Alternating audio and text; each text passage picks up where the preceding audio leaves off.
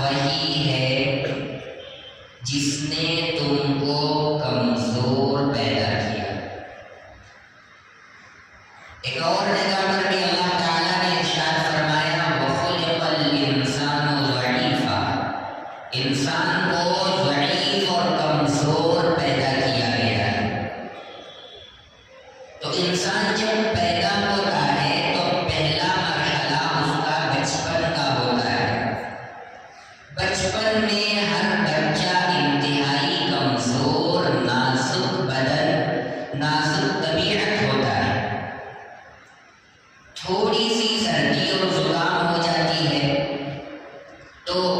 بچہ رونے لگتا ہے، سنبھالتا نہیں ہے۔ تھوڑی سی تکلیف ہوتی ہے تو تکلیف اور شدت کے احساس کی وجہ سے رونا اور گڑ گڑانا بچے کی طبیعت بن جاتی ہے۔ اور اسی طرح اس کے ہاتھ، اس کے پیر، اس کا سر، اس کے جسم کے تمام اعضاء بالکل کمزور ہوتے ہیں۔ اگر کوئی تھوڑی سی طاقت ڈال کر کھینچے تو وہ عضو اس کے بدن سے جدا ہو جاتا ہے۔ تو اللہ فرماتے ہیں کہ اللہ وہی ہے جس نے تم کو کمزور بنایا، کمزوری میں پیدا کیا۔ ثم جعل من بعد ضعف قوة، پھر اللہ تعالیٰ ہی ہے جو کمزور انسان سے طاقتور انسان بناتے ہیں۔ جب بچہ تھوڑا تھوڑا تھوڑا دھیرے دھیرے آہستہ آہستہ بڑا ہونے لگتا ہے، اس کے جسم کے اعضاء میں طاقت، قوت اور مضبوطی پیدا ہونے لگتی ہے۔ لڑکپن سے پھر جوانی کی دہلیز پر جب قدم رکھتا ہے تو اس کے اعضاء میں جولانی آتی ہے، طاقت پیدا ہوتی ہے، وہ اسٹرینتھ اور مضبوط بنتا ہے۔ پھر اللہ تعالیٰ فرماتے ہیں ثم جعل من بعد قوة ضعفا وشيبا، پھر اللہ تعالیٰ طاقتور سے کمزوری کی طرف دوبارہ لاتے ہیں۔ طاقتور بنانے کے بعد میں پھر کمزوری کی طرف لاتے ہیں اور پھر بڑھاپا آ جاتا ہے۔ شیبہ بڑھاپے کو کہتے ہیں۔ یخلق ما یشاء، اللہ جس کو جیسا چاہتے ہیں بناتے ہیں، پیدا کرتے ہیں، تخلیق کرتے ہیں۔ وَهُوَ الْعَلِيمُ الْقَدِيرُ، اور اللہ تعالیٰ تمام چیزوں کو جانتے ہیں، کس کو کیسے بنانا ہے، کس کے اندازے کیسے مقرر کرنے ہیں، اللہ تعالیٰ کو سب معلوم ہے۔ تو انسانی زندگی کے کئی مراحل ہیں۔ بچپن کا مرحلہ ہے، لڑکپن کا مرحلہ ہے، جوانی کا مرحلہ ہے، ادھیڑ عمر کا مرحلہ ہے، پھر بڑھاپے کا مرحلہ ہے، پھر موت کا مرحلہ ہے۔ تو انسانی زندگی اتنے مراحل سے گزر کر زندگی کو کھپانے کا نام ہے۔ پیارے آقا جناب محمد رسول اللہ صلی اللہ علیہ وسلم نے ارشاد فرمایا لا تزول قدم عبد یوم القیامہ، کہ بندے کے دونوں قدم قیامت کے دن اس وقت تک آگے بڑھ نہیں سکتے، ہل نہیں سکتے، الا یسأل عن اربع، مگر یہ کہ اس سے چار چیزوں کے بارے میں سوال نہ کر لیا جائے۔ عن عمرہ فیما افنیٰ، سب سے پہلے انسان سے اس کی عمر کے بارے میں سوال کیا جائے گا کہ اپنی عمر کو کہاں گزارا، کیسے گزارا، کس چیز میں اپنی زندگی گزاری۔ وعن شبابہ فیما ابلاہ، اور دوسرے نمبر پر اس کی جوانی کے بارے میں سوال کیا جائے گا کہ اپنی جوانی کو کہاں گزارا، اپنی جوانی کو کن چیزوں میں گزارا۔ پھر تیسرے نمبر پر سوال کیا جائے گا وعن مالہ من این اکتسبہ وفی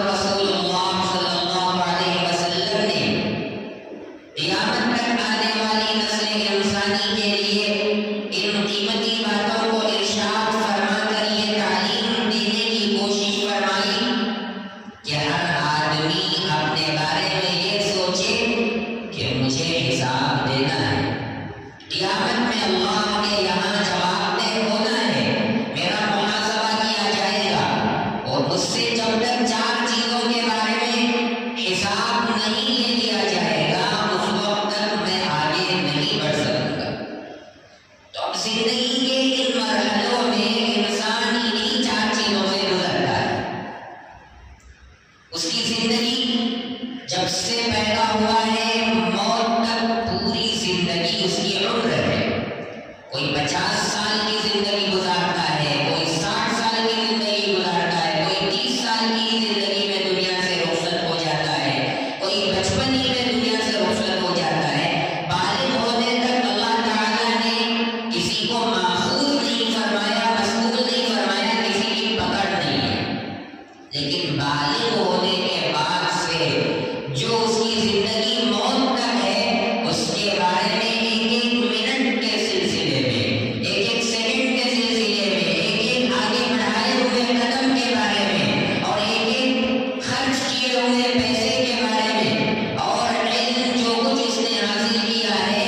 اس کے عمل کے بارے میں اس کو جواب دینا ہے۔ اس کے بغیر اس کو چھٹکارا نہیں مل سکتا۔ تو بچپن سے لے کر موت تک جو کچھ اس کی زندگی ہے ساری اس کی عمر ہے۔ اللہ کے یہاں ہر ایک کو اپنی عمر کے بارے میں جواب دینا ہے کہ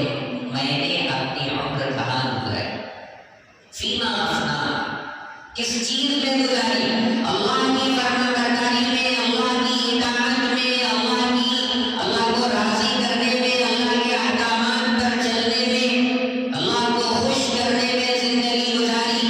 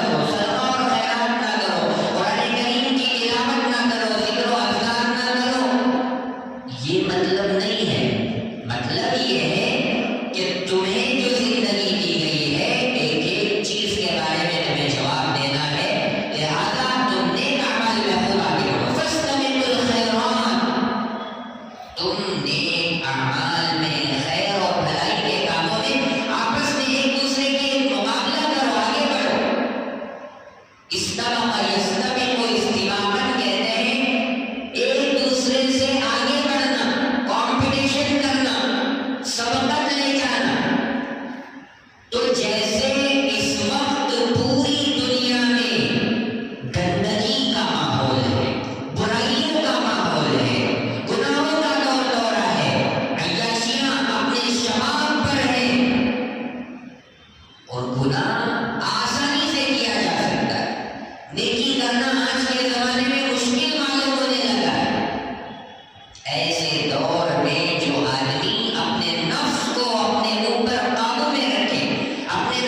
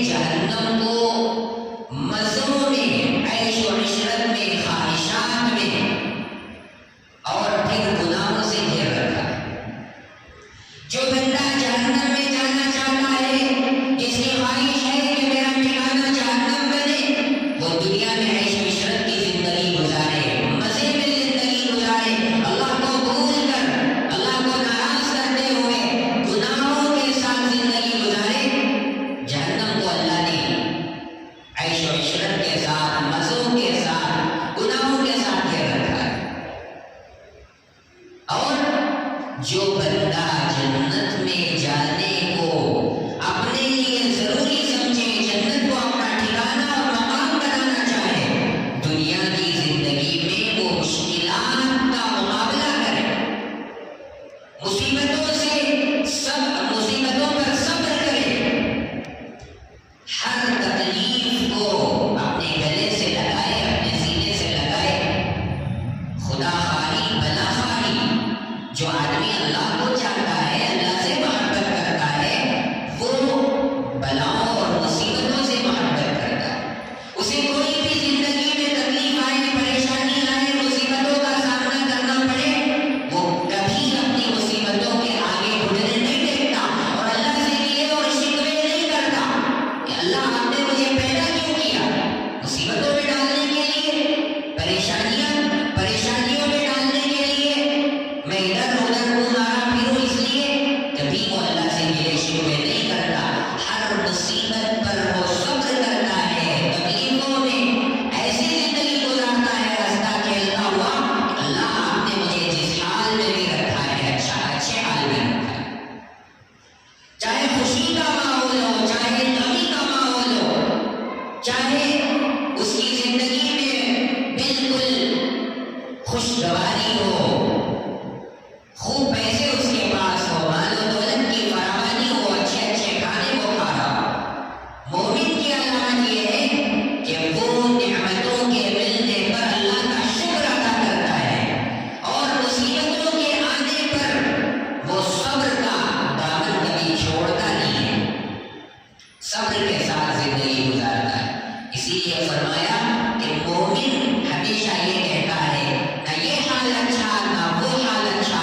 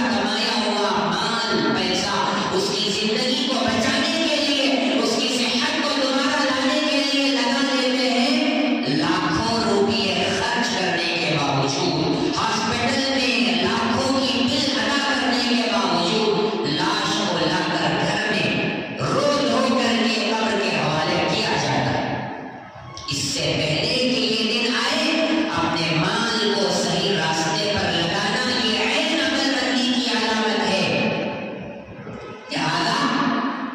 ہمیں اپنی زندگی کی قدر و قیمت کو جان کر اس میں نیک اعمال زیادہ سے زیادہ کرنے کی فکر کرنا ہے، اور برے اعمال سے اپنے آپ کو بچا کر، گناہوں کے راستے کو چھوڑ کر، اللہ کی نافرمانی سے ہٹ کر اللہ کو راضی اور خوش کرنے میں لگانا چاہیے۔ وہی عمل بندی کی علامت ہے۔ اور پھر یاد رکھیں، دوسرے نمبر پر جو سوال کیا جائے گا بندے سے، وَعَنْ شَبَابِهِ فِيمَا أَبْلَاهُ، جوانی کے بارے میں سوال کیا جائے گا کہ اپنی جوانی کہاں گزاری۔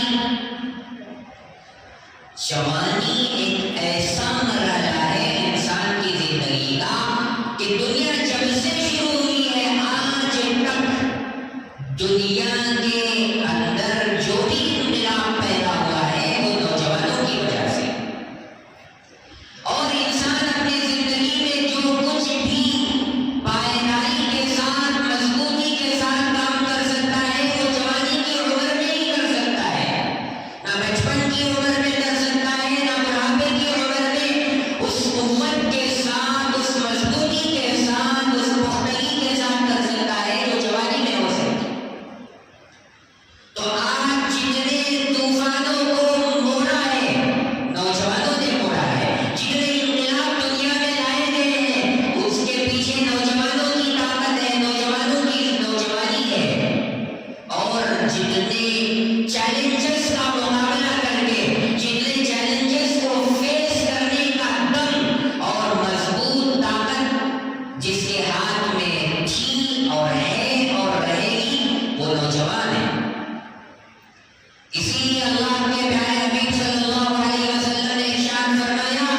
قیامت میں کوئی بوڑھا نہیں ہوگا، کوئی بچہ نہیں ہوگا، جوانی کی حالت میں ہر ایمان والے کو جنت میں بھیجا جائے گا۔ سیدہ شباب اہل الجنہ الحسن والحسین، کیا فرمایا اللہ کے نبی صلی اللہ علیہ وسلم نے؟ تمام نوجوانوں کے سردار جنت میں دو ہوں گے جو آپ کے نواسے ہیں، حضرت حسن اور حضرت حسین۔ ہر آدمی کو 35 سے 40 سال کی عمر میں جو نوجوان ہوتا ہے بالکل ہٹا کٹا مضبوط اور طاقتور ایسا جوان بنا کر جنت میں بھیجا جائے، کوئی بچہ جنت میں نہیں، کوئی بوڑھا جنت میں نہیں۔ اس سے پتہ کیا چلا؟ جوانی ہر زمانے میں مسلم رہی ہے اور یہی مقصود بھی ہے،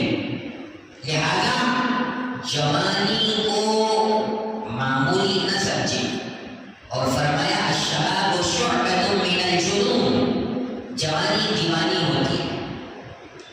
جوان رہ کر جو بندہ جو کام کرنا چاہے، جس مرحلے کو پار کرنا چاہے، جس کٹھن مشکل کو حل کرنا چاہے، جس چیلنج کا مقابلہ کرنا چاہے، جس طوفان کا رخ موڑنا چاہے، وہ جوانی کی دہلیز پر قدم رکھ کر کرنے کی طاقت جوان رکھتا ہے۔ لہذا جوانی کی زندگی کو معمولی اور بے قدر و قیمت سمجھ کر جو گزار دیتا ہے، جو ضائع کر دیتا ہے، جو برباد کر دیتا ہے، جو اللہ کی نافرمانی میں گزار دیتا ہے، اسے اپنی ایک ایک پل کی جوانی کا حساب اللہ کے یہاں دینا ہے۔ آج ہماری نوجوان نسل جس بے رحمی کا شکار ہے، جس طرح گناہوں کے طوفان میں دن کے بن کر ہمارے نوجوان بہہ رہے ہیں، خدا کی قسم ایک ایک نوجوان کو اپنی جوانی کا جواب دینا ہے،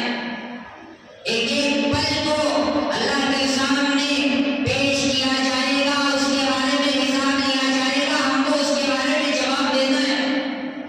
ایسا نہیں ہے کہ میں جو چاہے کر لوں،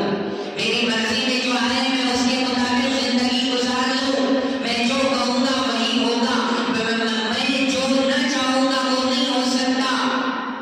میں جیسے کہوں گا ویسے ہی ہمارا گھر چلے گا۔ یہ ساری جوانی کی طاقت باقی رہنے تک ہی کی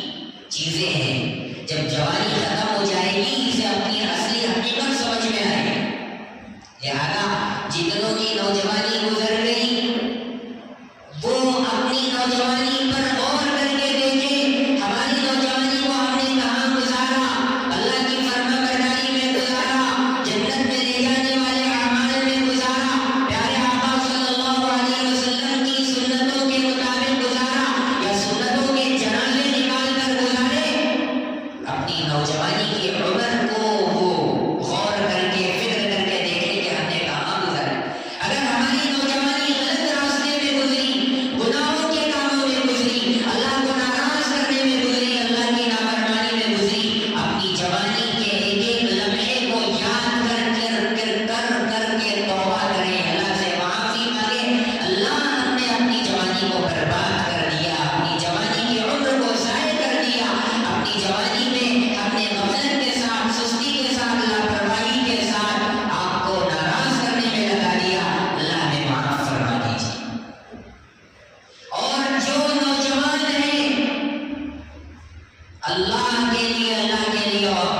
جوانی کو ضائع اور برباد نہ کریں۔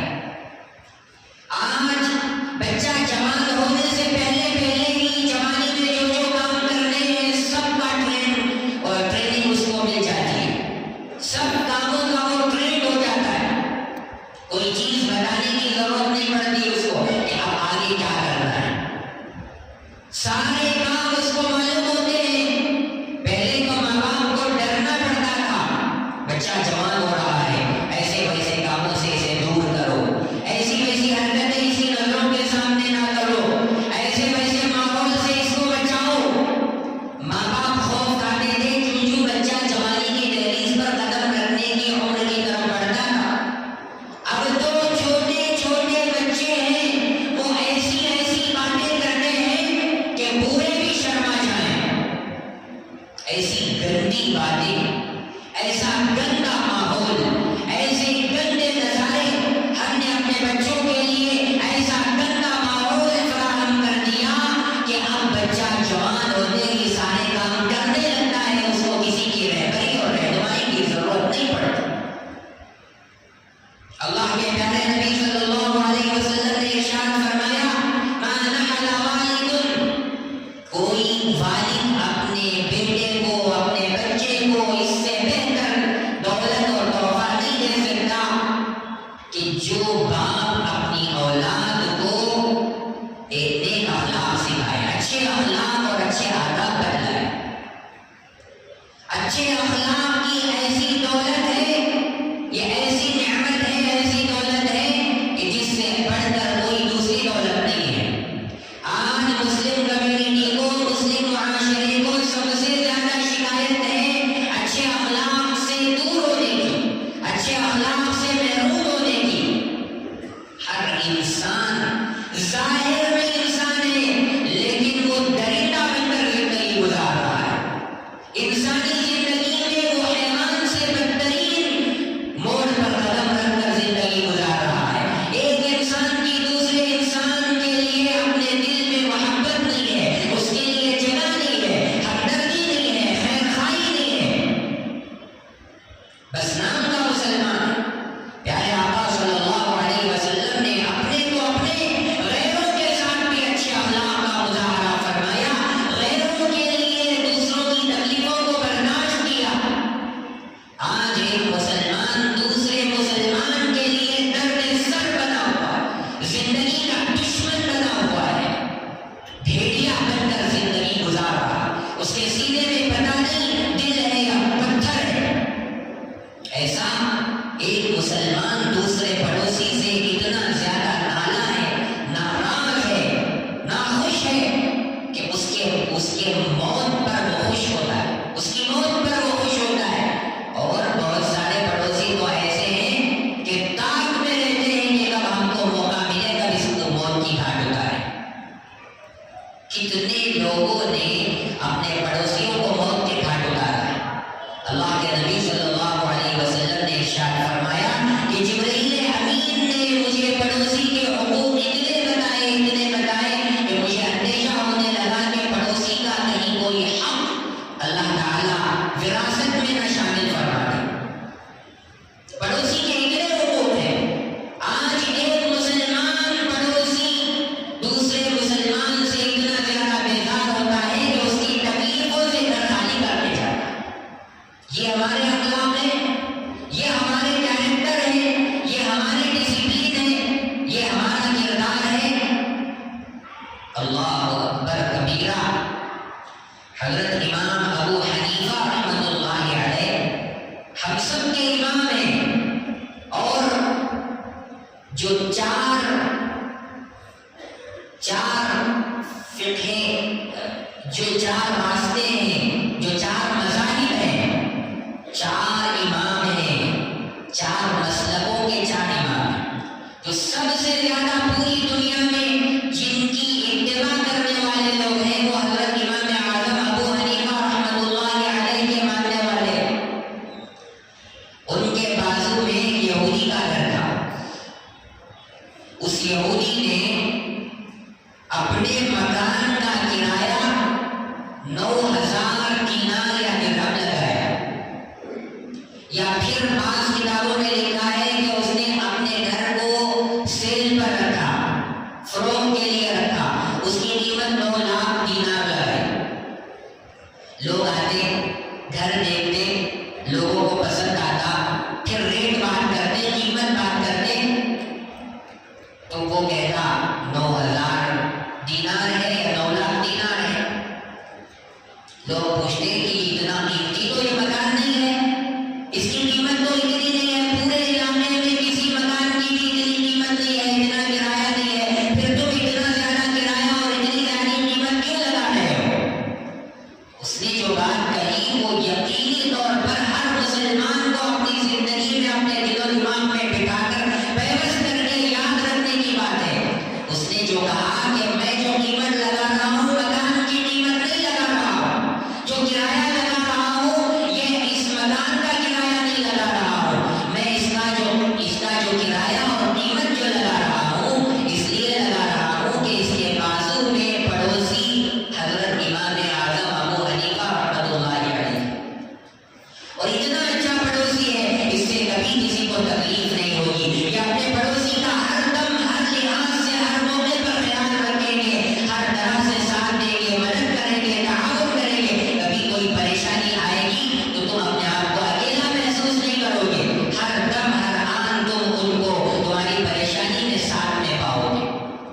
تو اس نے ایک انسان کی وجہ سے لاکھوں کی قیمت اپنا کرایہ اور اپنے گھر کو فروخت کرنے کے لیے قیمت لگایا۔ ایک یہودی کو اس وقت کے مسلمان کی قدر و قیمت اتنی زیادہ معلوم تھی کہ وہ اپنے گھر کا کرایہ، اپنے گھر کی قیمت اتنی زیادہ لگا رہا ہے، ایک ایمان والے کے اخلاق سے متاثر ہو کر۔ کیا آج کوئی مسلمان ہاتھ اٹھا کر دعویٰ کر سکتا ہے کہ میرے اخلاق کی وجہ سے میرے پڑوسی اتنے زیادہ خوش ہیں کہ میرے اوپر مال لٹانے کے لیے، میرا ساتھ دینے کے لیے، میرا تعاون کرنے کے لیے قدم بقدم اور شانہ بشانہ چلنے کے لیے تیار ہے؟ اللہ کے نبی صلی اللہ علیہ وسلم نے کیا فرمایا کہ جو آدمی اپنے حرکتوں سے، اپنے کاموں سے اپنے پڑوسی کو تکلیف پہنچائے وہ جنت میں مقام پا نہیں سکتا، اللہ کے یہاں اس کی سخت ترین پکڑ ہوگی۔ آج ہمارے اخلاق کیسے؟ تو آج ہم اپنے اخلاق کی وجہ سے ہر طرف دھتکارے جا رہے ہیں، ہر طرف مارے جا رہے ہیں، پیٹے جا رہے ہیں، ہمارے اوپر مشکلات کا، مصیبتوں کا ہمارا سامنا ہے۔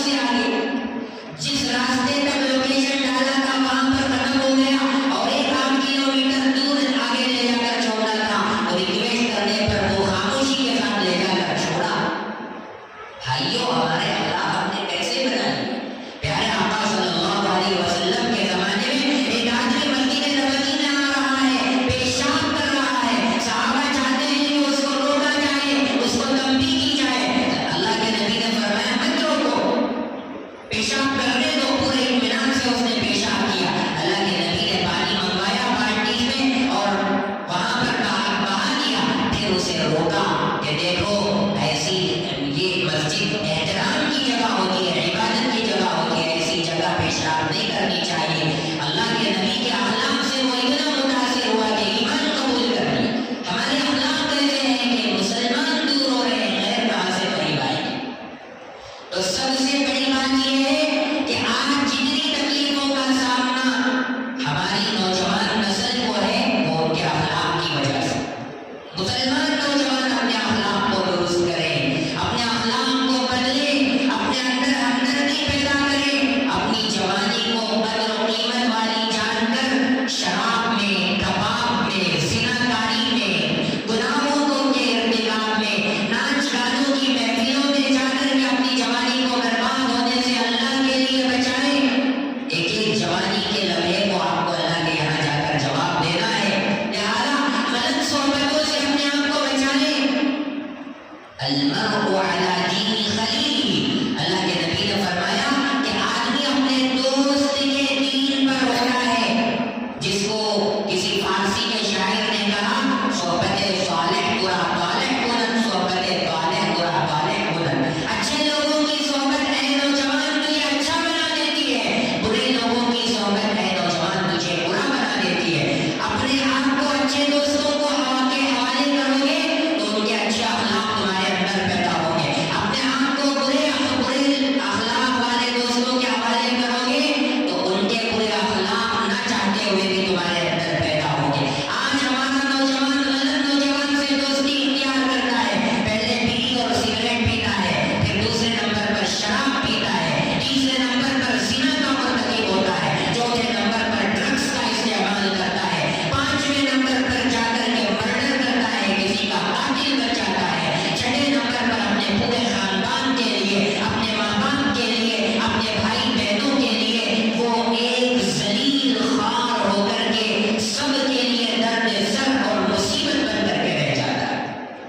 آج کتنے ماں باپ ایسے ہیں جن کو اپنے نوجوان بچوں کی زندگیاں پسند نہیں ہے، نوجوان بچوں کے لیے ان کے ماں باپ جو اپنی زندگی کے ہر مرحلے کو قربانیوں کا سامنا کر کے اپنے بچے کو پالنے میں، پوسنے میں، اس کی زندگی کو صحیح راستے پر لگانے کے لیے ہر تکلیفوں کو انہوں نے قربان کیا، ہر تکلیفوں کو برداشت کیا، وہ ماں باپ اپنی زبان سے ان اولاد کے حق میں بددعائیں کر رہے ہیں، اللہ ان بچوں کو اٹھا لیجیے، ہمیں ضرورت نہیں ہے ایسے بچے،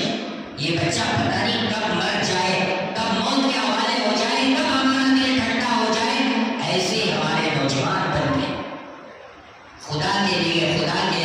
اپنی زندگی کی قدر و قیمت کو جانو، ہم کو اللہ نے کیوں پیدا کیا ہے، ہمارا مقصد کیا ہے، اور ہم کو اللہ کے یہاں قیامت میں جواب دہ ہونا ہے۔ اس کو اپنے گریبانوں میں جھانک کر، تنہائی میں بیٹھ کر اپنی زندگی کے تمام مراحل کو سمجھو اور پھر آگے کی زندگی کو قیمتی سے قیمتی بناؤ، اس کی بہت زیادہ ضرورت ہے۔ ایسا نہیں ہے کہ برا ماحول ہے، گندا ماحول ہے، ہر جگہ ناچ گانے کی محفلیں سجی ہوئی ہیں، ہر جگہ آدھے کپڑوں میں ننگی عورتیں گھوم رہی ہیں، اپنے حسن و جمال کا اظہار کر رہی ہیں، تو ہم بھی جا کر کے اس میں بہ جائیں، ان کے ماحول میں جا کر کے آگے بڑھ کر عیش و عشرت میں اپنی زندگی کو گزار دیں، ایسا نہیں ہے۔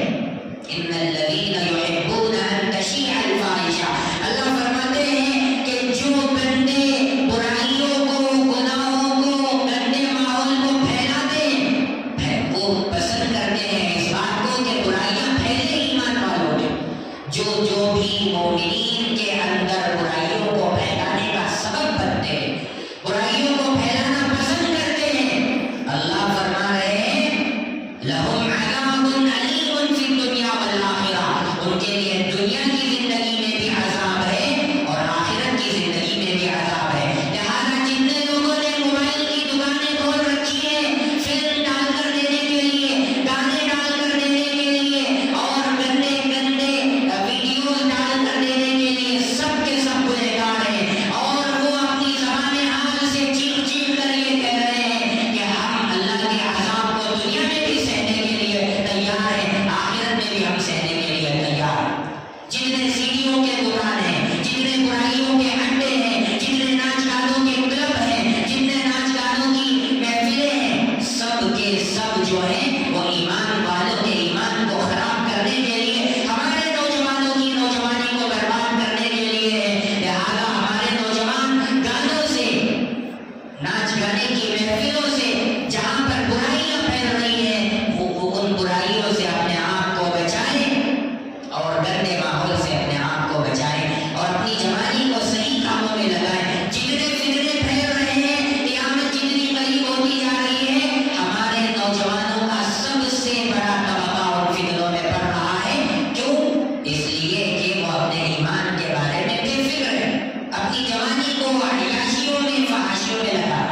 لہذا اگر کسی کو فتنے سے بچانا ہے، اپنے ایمان کی سلامتی اگر کوئی چاہتا ہے، اپنی جوانی کو صحیح راستے میں لگائے، نیک لوگوں کے ساتھ اپنے تعلق کو مضبوط کرے، علم والوں کے ساتھ، اللہ والوں کے ساتھ اپنے تعلق کو مضبوط بنائے گا، اس کی جوانی کی حفاظت ہوگی، اس کی جوانی خیر کے کاموں میں لگے گی، غلط کاموں سے بچے گی، گناہوں سے اپنے آپ کو بچانے والا بنے گا، اور جوانی کی جو عبادت ہوگی اللہ کو اتنی پسند آئے گی کہ قیامت کے ہولناک منظر میں عرش کے سائے میں اس نوجوان کو جگہ ملے گا، شاب نشا فی عبادت اللہ، جس نے اپنی جوانی کو اللہ کی عبادت میں لگایا ہوگا۔ اور پھر جو مال ہم نے کمایا ہے، اس کا بھی ایک الگ ہی پورا عنوان ہے، مال ہم کہاں سے کما رہے ہیں، کہاں خرچ کر رہے ہیں، بڑی ٹاپک ہے، مجھے انشاءاللہ اگلے آنے والے ہفتوں میں اس کو بیان کرنا ہے۔ لہذا مال کہاں سے ہم کما رہے ہیں، حلال کما رہے ہیں، حرام کما رہے ہیں، اس کے بارے میں بھی جواب دینا۔ اب حلال کمایا تو بھی جواب سے چھٹکارا نہیں ہے، حلال کمانے کے بعد مرضی کے مطابق جہاں جہاں وہاں خرچ کیا، یا پھر اللہ کی مرضی کے مطابق اللہ جہاں چاہتے تھے وہاں خرچ کیا، اس کا بھی جواب دے۔ حرام کمایا تو حرام کمانے کی اجازت نہیں تھی، کیوں کمایا، پھر اس کو کہاں خرچ کیا، دونوں کے بارے میں بھی جواب دینا ہے۔ اور پھر علم حاصل کیا، اپنے علم کو صحیح راستے پر لگایا، جو نفع علم حاصل کیا تھا اس علم کے مطابق عمل کیا یا نہیں کیا، جو باتیں معلوم تھی کہ اس راستے پر نہیں جانا ہے، اس راستے پر جانا ہے، ان کاموں کو کرنا ہے، ان کاموں کو نہیں کرنا ہے، جاننے کے باوجود، علم حاصل کرنے کے باوجود غلط راستے پر لگا، غلط کاموں کو کیا، جن چیزوں سے رکنا تھا ان چیزوں سے نہیں رکا، پھر بھی یہاں اس کے بارے میں اللہ کے یہاں جواب دینا ہے۔ لہٰذا بزرگوں اور بھائیوں، اللہ نے ہم کو جو قیمتی زندگی دی ہے اس کو ہم قیمتی سمجھ کر کے غفلت سے، سستی سے، لاپرواہی سے، ہر طرح کی برائیوں سے اپنے آپ کو بچا کر اپنی زندگی کو قیمتی بنائیں۔ شاعر نے کہا، سنبھل کر رکھ قدم اے دل بہار حسن فانی میں۔